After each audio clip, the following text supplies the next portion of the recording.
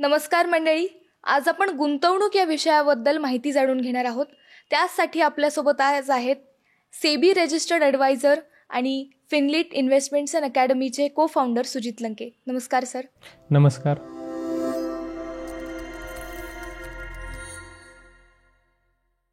Sir, तुम्ही फिनलिट investments and अकॅडमीचे founder आहात, तर गुंतवणूक क्षेत्रामध्ये यावं असं तुम्हाला का वाटलं आणि तुम्ही या क्षेत्रामध्ये कसे आलात? गुंतवणूक क्षेत्रामध्ये येण्याचं म्हणजे एक खूप याला खूप मोठी म्हणजे एक पार्श्वभूमी की खूप मोठी हिस्ट्री नाही का. आपण म्हणजे जेव्हा मी स्कूलमध्ये होतो त्या काळापासूनच याला सुरुवात झाली होती. म्हणजे मार्केटमध्ये असेल किंवा शेअर मार्केट याच्याविषयी आपण बऱ्याच वेळा याच्यामध्ये न्यूजपेपरमध्ये किंवा इतर याच्यातून ऐकत असायचो नाही का. किंवा माझे एक मोठे भावंड होते त्यांच्याकडून मी ऐकायचो, ती म्हणजे हे शेअर्स घेतले, याच्यामध्ये ट्रेडिंग केली, हे केलं तसं केलं. म्हणजे याच्यातून तो एक इंटरेस्ट होता नाही का पहिल्यापासूनच. पण हे माहीत नव्हतं का आपल्याला याच्यातून म्हणजे एज्युकेशन कसं भेटेल किंवा याच्यामध्ये काम कसं करता येईल आपल्याला. ही काही कोणतंच म्हणजे आता आपण ग्रामीण भागातून असल्यामुळं तेवढं मार्गदर्शन नव्हतं किंवा कोणी त्यावेळेस काम पण जास्त करत नव्हतं. मग त्यातून पुढे म्हणजे एक जेव्हा 12th नंतर झालं आणि इंडियामध्ये आपल्याकडे डिजिटलायझेशन आलं किंवा एक मोबाईल आपल्याकडे सर्वांकडे आले, तेव्हा त्यानंतर आणि त्यात लॉकडाऊन झालं, टाईम तर होताच. मग त्यावेळेस मग शिकायला पण सुरुवात झाली.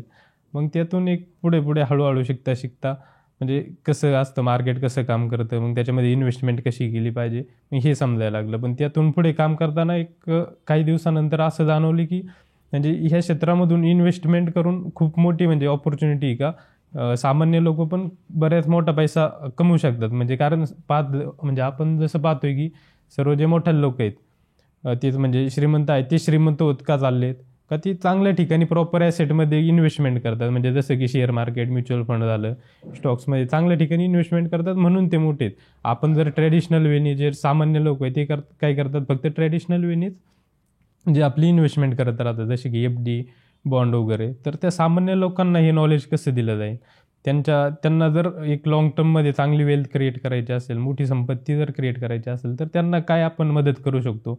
तर त्या दृष्टिकोनातून मग मी पुढे जायचा एक निर्णय घेतला. आणि त्यातून एक आपण त्यावेळेस वय पण कमी असल्यामुळं म्हणजे फक्त हा एक विचार होता की सामान्य लोकांपर्यंत हे ज्ञान पोचवायचे. तर त्यातून फक्त एक सुरुवात केली आपण. एक इंस्टाग्राम पेजच्या आम्ही इन्व्हेस्टर म्हणून सुरुवात केली होती. ते अजून पण ॲक्टिव्ह आहे, पण ते जास्त आपण हे नाही करत. आता फिनलिट्सच आपण जास्त करतो काम. तर त्यातून एक सुरुवात झाली होती फक्त त्यावेळेस.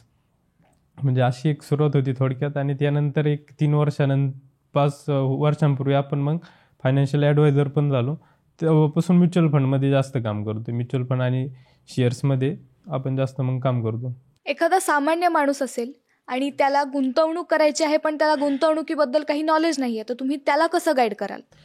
एक सर्वसामान्य माणूस म्हणजे जो एक थोडक्यात सध्या अर्निंग चालू केली त्यांनी किंवा जे जॉबला लागलाय, जर त्याला जर एक इन्व्हेस्टमेंट करायची असेल तर एक प्रॉपर अप्रोच जर त्याला पाहिजे असेल तर म्युच्युअल फंड स्टार्ट एकदम बेस्ट आहे. कारण जर आपण बाकीचे इन्व्हेस्टमेंट ॲसेट जर पाहिले, जसं आपण FDबद्दल किंवा NPS PPF जर पाहिले, तर त्याच्यामध्ये एक लॉंग टर्मचा रिटर्न किंवा एक ॲव्हरेज रिटर्न जो असतो तो सर्वसाधारण 7 किंवा 8%चाच रिटर्न राहतो.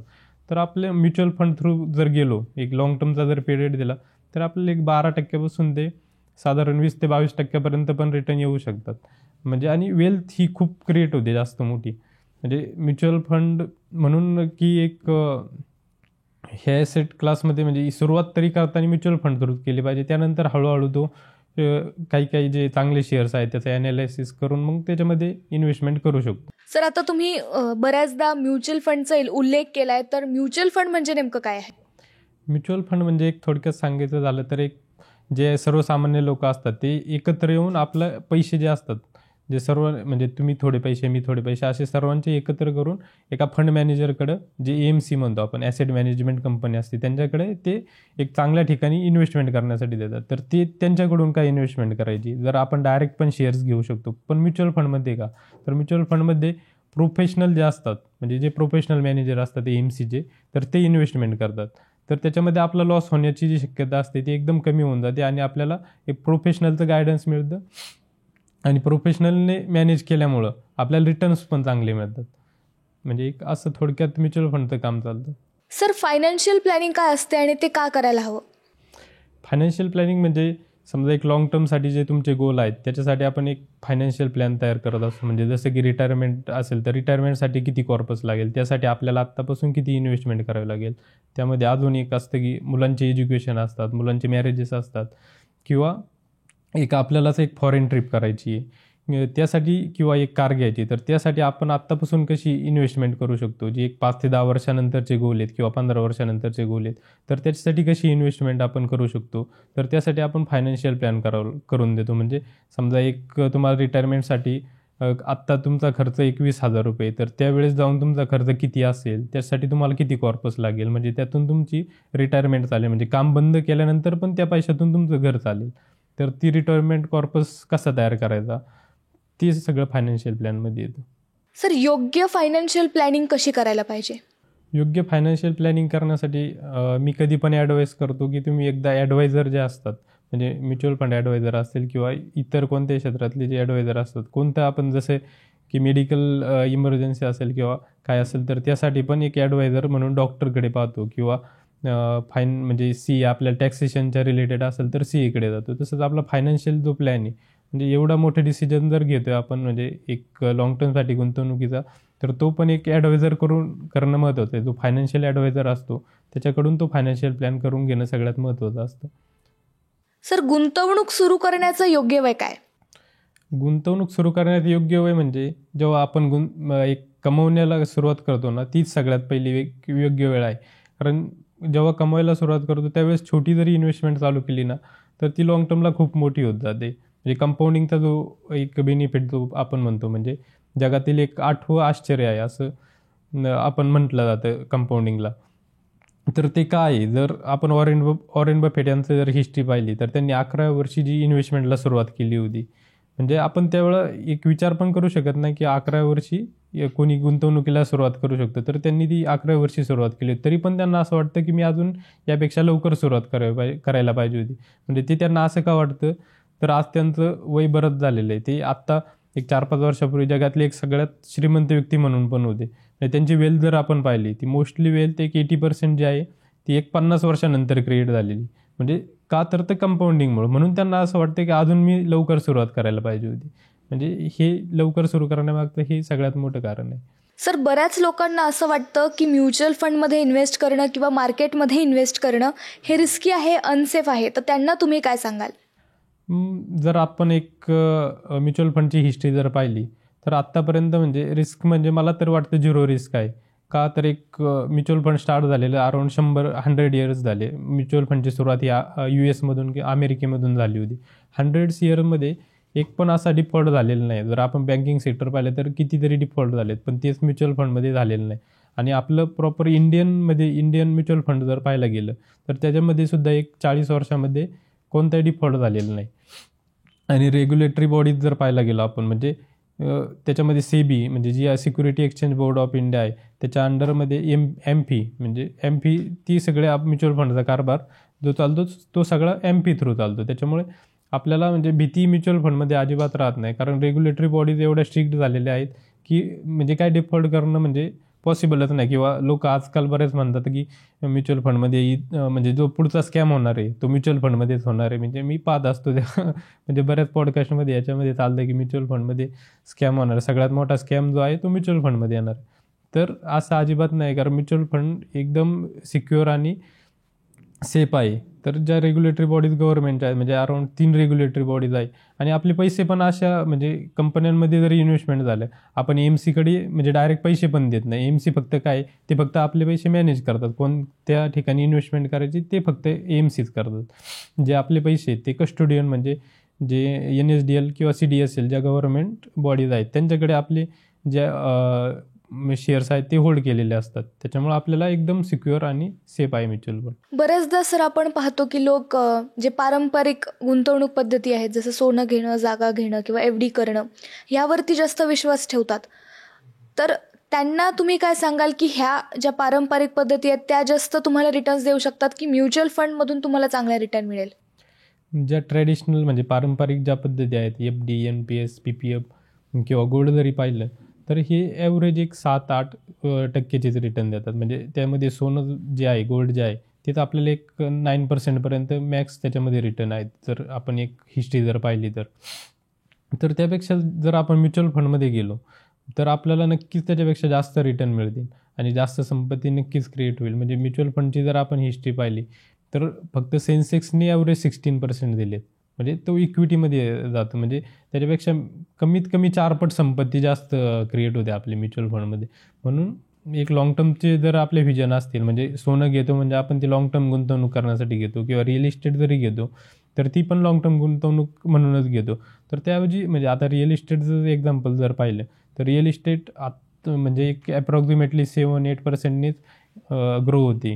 तर त्याऐवजी जर म्युच्युअल फंडमध्ये गेली तर एक लाँग टर्ममध्ये कंपाऊंडिंगच्या इफेक्टमुळे आपली खूप मोठी संपत्ती, म्हणजे जनरेशनल वेल्थ जी म्हणतो आपण, म्हणजे पुढच्या पिढीकडे ती मोठी संपत्ती एक आपण हस्तांतरित करू शकतो, एवढी मोठी वेल्थ क्रिएट होऊ शकते. म्हणून mutual fund is always best. Sir, आजकाल आपण असं पाहतो की मुलांच्या शिक्षणाला खूप खर्च येतो, तर त्यांचं जे शिक्षण आहे ते फंड करता यावं यासाठी पालकांनी आजपासूनच कशी इन्व्हेस्टमेंट केली पाहिजे? तर त्यासाठी जर बेस्ट वे जर आपण पाहिला, जेव्हा मुलं होतील तेव्हापासूनच सुरुवात करणं सगळ्यात महत्त्वाचं असेल. तर त्यासाठी जी इन्व्हेस्टमेंट करायची तर ती कशी करायची, तर त्यासाठी आपल्याकडे एक SIP म्हणून म्युच्युअल फंडमध्ये ऑप्शन असतो, सिस्टमॅटिक इन्व्हेस्टमेंट प्लॅन. म्हणजे मुलं झाल्या एक 5,000 किंवा 10,000ची जरी त्यांच्यासाठी आपण इन्व्हेस्टमेंट करायला सुरुवात केली तर ते जेव्हा एक 18व्या वर्षापर्यंत म्हणजे कॉलेजचा पिरियड असेल, तर त्यावेळेस त्यांना जरी फॉरेनला शिकायला जायचं असेल किंवा डॉक्टर MBBS ह्या ज्या डिग्री आहेत त्यांच्यासाठी खूप पैसा लागतो, किंवा फॉरेनला जायचं असेल तर खूप जास्त पैसा लागतो, तर एकदम छोट्या इन्व्हेस्टमेंटमधून त्यांच्यासाठी खूप मोठा असा कॉर्पस आपल्याला म्हणजे तयार होईल. म्हणजे त्यावेळेस आपल्याला फायनान्शियल बर्डन येणार नाही किंवा लोन घेण्याची गरज लागणार नाही. ह्या गोष्टीपासून म्हणजे आपण सेफ राहू आणि म्हणजे आपल्या सेव्हिंग वगैरे असतील त्या मोडायची पण गरज लागणार नाही. म्हणून SIP is the best option for. Sir, retirement नंतर चांगलं आयुष्य घालण्यासाठी माणसाने आजपासूनच कशी गुंतवणूक करायला हवी आहे? रिटायरमेंट नंतर जर चांगलं आयुष्य घालायचं असेल तर त्यासाठी रिटायरमेंट प्लॅनिंग ही खूप महत्त्वाची आहे, आणि ती तर मी म्हणतो प्रत्येकाने रिटायरमेंट प्लॅनिंग ही करणं आज खूप गरजेचं आहे. म्हणजे मी जेव्हा आज क्लायंटसोबत जेव्हा बोलत असतो तेव्हा बरेच क्लायंट म्हणतात की आत्तापासून रिटायरमेंट प्लॅनिंग केली आणि जर आम्ही जगलोच नाही तर मग त्याचा काय फायदा त्या रिटायरमेंट प्लॅनिंगचा. म्हणजे त्यांना वाटतं की आम्ही जगणार नाही, पण जर आपण एक डाटा जर पाहिला तर त्यानुसार म्हणजे आज लाईफ एक्सपेक्टन्सी जी आहे ती अबाउट 75-80पर्यंत गेली आहे, आणि ती एक्सपेक्टन्सी म्हणजे मेडिकल एवढं ॲडव्हान्स होत चाललं की त्यानुसार म्हणजे ती एक्सपेक्टन्सी अराउंड 100पर्यंत जाऊ शकते काही वर्षांमध्ये. तर त्यासाठी म्हणजे ती आत्तापासूनच गुंतवणूक केली तर म्हणजे त्या कॉर्पसवरती आपण आपली पूर्ण रिटायरमेंट काढू शकतो. हे सगळ्यात महत्त्वाचं आहे. म्हणून रिटायरमेंट प्लॅनिंग ही सगळ्यांनी केलीच पाहिजे. सर, जी तरुण पिढी आहे त्यांना अजूनसुद्धा इन्व्हेस्टमेंटवरती एवढा विश्वास बसत नाही आहे, किंवा त्यांना वाटतं की आपण किती जगू, किंवा आयुष्य एकदाच मिळतं म्हणून ते लोक इन्व्हेस्टमेंटकडे लक्ष देत नाही. मग त्यांना तुम्ही काय सांगाल? म्हणजे आजकाल म्हणजे सगळ्यांना असं वाटतं की लाईफ एकदाची जगून घेतलं पाहिजे, नाही का. म्हणजे तरुण म्हणजे आजकाल रील्स वगैरेमध्ये पण एक दाखवलं जातं की जगून घ्या, इन्व्हेस्टमेंट काय करता, तुमची लाईफच जर गेली तर मग त्या पैसे तुम्ही सेव्ह करून काय त्याचा उपयोग, असं म्हणजे रीलमध्ये असं चालतंय. पण जर म्हणजे पाहिलं की आपण जर रिटायरमेंट प्लॅनिंग जर केली नाही तर त्याचा म्हणजे किती मोठा धोका असेल हे भविष्यामध्ये म्हणजे त्याचा काय तोटा होऊ शकतो. म्हणजे की खूप रिस्की, म्हणजे आपण खूप रिस्कमध्ये आपल्या लाईफ जगणार आहे भविष्यामध्ये जर रिटायरमेंट प्लॅनिंग केली नाही तर. कारण एकतर मुलांवरती डिपेंडंट म्हणजे मुलं पण एकतर आता कमी होत चालले, म्हणजे जे आहेत ते 1 किंवा 2 मुलं आहेत सगळ्यांना. आणि म्हणजे आपण जर पाहिलं तर म्हणजे ते मुलं पण बाहेर जाणार, त्यावेळेस आपण डिपेंडंट जर त्यांच्यावर राहत असू, म्हणजे एकतर त्यांना त्यांची लाईफ असेल आणि त्यांच्यावर डिपेंड राहणं म्हणजे खूप अवघड होईल म्हणजे ते.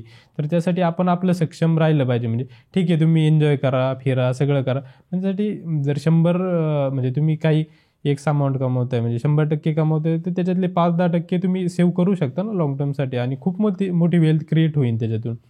जर म्युच्युअल फंडमध्ये रिटायरमेंट प्लॅनिंग जर चांगल्या ॲसेट क्लासमध्ये, म्हणजे mutual fund is the best asset class मी कायम सांगत असतो, त्याच्यामध्ये केली तर खूप मोठी वेल्थ क्रिएट होईल आपल्याकडे. म्हणून म्हणजे मज्जा वगैरे करा, सगळं करा, फिरा, पण रिटायरमेंटसाठी पण प्लॅनिंग करा. सर, SIP बद्दल तुम्ही सांगितलं, सिस्टमॅटिक इन्व्हेस्टमेंट प्लॅन, पण एक SWP नावाची एक टर्म आहे ती खूप चर्चेत आहे सध्या, पण त्याबद्दल लोकांना अजून जास्त माहिती नाही आहे, तर त्याबद्दल आम्हाला सांगा. हां, तर SIP म्हणजे खूप इंटरेस्टिंग टॉपिक आहे. SIPपेक्षा जर पॉवरफुल जर काय असेल तर ती SWP आहे असं मला वाटतं. कारण म्हणजे एक आपण जे म्हणजे आत्ता आपण रिटायरमेंट प्लॅनिंगबद्दलच बोललो, किंवा एक 5,000ची किंवा 10,000ची जरी SIP केली आपण लॉंग टर्मसाठी 20 वर्षासाठी किंवा 25 वर्षांसाठी, आणि आपल्याला वाटलं की आता एक कॉर्पस आपला तयार झाला आहे, 1 CR 2 CR काही कॉर्पस आपला तयार झालेला आहे, तर आपल्याला रिटायरमेंट घ्यायची, काम बंद करायचे, त्या म्हणजे तो जो रिटायरमेंट कॉर्पस आहे आपल्याकडे त्याच्यातून आपण म्हणजे काम बंद करून त्याच्यातून आपले पूर्ण घर किंवा जे काही आपले खर्च चालतात तो आपण त्याच्यातून चालू शकतो. म्हणजे समजा एक जस्ट एक्झाम्पल म्हणून पाहू, आपण एक 50 लाखाचा कोणाचा कॉर्पस आहे आपल्याकडे तयार झालेला, तर त्याच्यातून अराउंड 35,000 आपण एव्हरी मंथ विड्रॉल करू शकतो.